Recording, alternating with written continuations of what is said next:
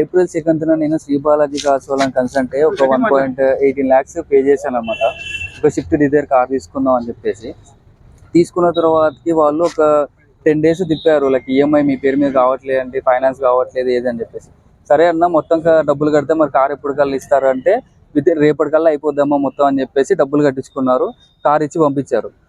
వారం అవుతుంది, 10 రోజులు అవుతుంది, 20 రోజులు అవుతుంది. మరి ఏంటన్నా అంటే ఓనర్ దొరకట్లేదు, ఓనర్ రావట్లేదు, ఈ ప్రాబ్లం ఆ ప్రాబ్లం అని తిప్పిస్తూ ఉన్నారు.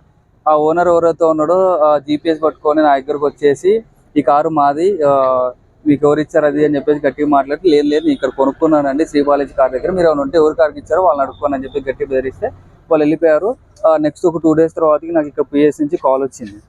ఇట్లా శ్రీ బాలాజీ కార్స్ నుంచి మీరు కారు కొనుక్కున్నారా, ఒకసారి స్టేషన్ రాని వస్తే ఇక్కడ ఎస్ఐ గారు, నీ దగ్గరగా ఏ డాక్యుమెంట్స్ లేవు కదమ్మా, ఈ కార్ లీగల్గా అయితే నీ దగ్గర ఉండదు కదా, సో నువ్వు వారి కారుకి ఇచ్చేసి నేను ఎవరైతే ఫ్రాడ్ చేశారో అతని మీద కంప్లైంట్ పెట్టని చెప్పేసి మాట్లాడారు అనమాట. ఎస్ఐ పేరు వచ్చి శ్రవణ్ కుమార్ సార్.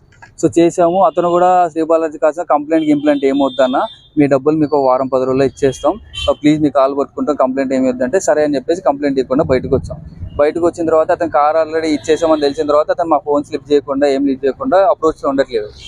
సరే అని చెప్పేసి అతని గోడౌన్ దగ్గరికి వెళ్తే గట్టిగా మాట్లాడుతుంటే ఆ చుట్టుపక్కల వాళ్ళతో పిలిపించి మమ్మల్ని బెదిరిటాలు, వాళ్ళ అన్నని పిలిపించేసి కొంచెం బెదిరించి భయపెట్టాలి. అరే డబ్బులు ఇచ్చినప్పుడు తీసుకోండి, అగ్రిమెంట్ ఇస్తాం, లేదంటే మిమ్మల్ని చంపేస్తుంది అన్నట్టు కొంచెం బెదిరించారన్నమాట.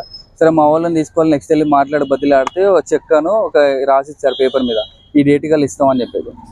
ఆ డేట్ దగ్గరికి వెళ్ళి అడిగేసరికి ఇప్పుడు లేవన్నా మళ్ళీ మండే ఇస్తుంది అని చెప్పి మళ్ళీ 10 రోజులు ఇప్పించారు.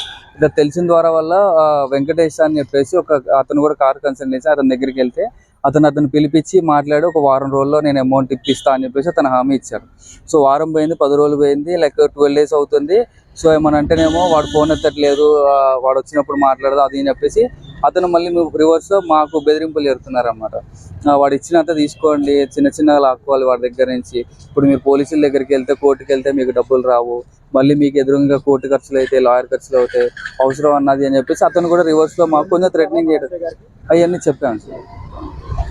సో ఇవాళ ఫైనల్లీ పోలీస్ స్టేషన్లో కంప్లైంట్ ఇవ్వడానికి వచ్చాను. మేము మాట్లాడతాం, పిలిపిస్తాం అని చెప్పేసి అన్నారు కానీ ఏం రెస్పాండ్ అయితే లేదు. మా డబ్బులు మాకు కావాలి సార్, ఇంకేం అవుతుంది అంటే న్యాయం కావాలి సార్ మాకు. ఆ శ్రీ బాలాజీ కార్స్ వాళ్ళ కొడుకులు బెదిరించారు, వాళ్ళ అన్న సునీల్ అనిల్ అండి.